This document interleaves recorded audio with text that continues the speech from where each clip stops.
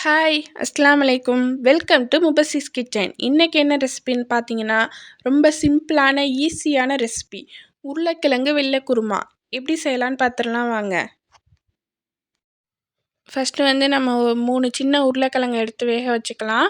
அடுத்து பார்த்தீங்கன்னா 2 பெரிய வெங்காயத்தை கட் பண்ணி வச்சுருக்கோம், 2 தக்காளி கட் பண்ணி வச்சுருக்கோம், கொஞ்சமாக மல்லி புதினா எடுத்து வச்சுருக்கோம், ஒரு பச்சை மிளகா எடுத்து வச்சுருக்கோம். அடுத்து இப்போ மசாலா எப்படி ரெடி பண்ணுறதுன்னு வாங்க பார்த்துடலாம். சின்னதாக ஒரு அரை மூடி தேங்காவை துருவி எடுத்து வச்சுருக்கோம். அதோடு ஒரு பச்சை மிளகாய் எடுத்து வச்சுருக்கோம், கொஞ்சமாக திக்னஸுக்காண்டி பொட்டுக்கடலை எடுத்து வச்சுருக்குறோம். இப்போ இதை நல்லா நம்ம பேஸ்ட்டாக அரைச்சி எடுத்துக்கலாம்.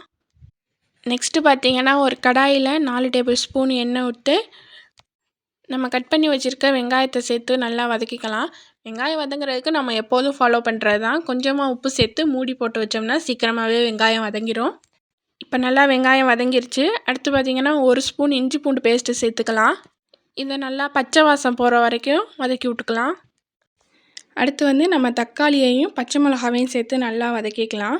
தக்காளி நல்லா கரைஞ்சி வரணும், அதுக்கு எப்போதும் போல் நம்ம மூடி போட்டு வச்சுக்கலாம். இப்போ தக்காளி நல்லா கரைஞ்சிருச்சு.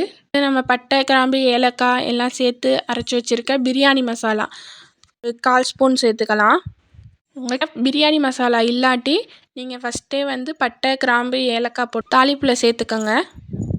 நெக்ஸ்ட்டு பார்த்திங்கன்னா மல்லி புதினா வச்சுருக்கதை அதோட சேர்த்துக்கலாம். இது வேக வச்ச உருளைக்கிழங்கை நம்ம நல்லா மசித்து ஒரு கிண்ணத்தில் எடுத்து வச்சுருக்குறோம்.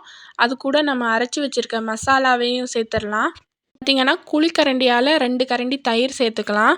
இப்போ இதில் கொஞ்சம் தண்ணி சேர்த்து நல்லா மிக்ஸ் பண்ணி விட்டுக்கலாம். அடுத்து இதை மிக்ஸ் பண்ணி வச்சுருக்கதை நம்ம கடாயில் சேர்த்துக்கலாம். அதுக்கப்புறம் தேவையான அளவுக்கு தண்ணி ஊற்றிக்கலாம். அப்புறம் தேவையான அளவு உப்பு சேர்த்துக்கலாம். பார்த்திங்கன்னா 1/2 லெமன் ஜூஸ் சேர்த்துக்கலாம்.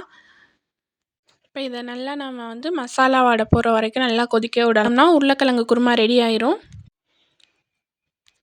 ரொம்ப சிம்பிளான ஈஸியான ரெசிபி. இதை நீங்கள் வீட்டில் ஒரு தடவை ட்ரை பண்ணி பார்த்துட்டு கமெண்ட்டில் சொல்லுங்கள். பாய், அஸ்ஸலாமு அலைக்கும்.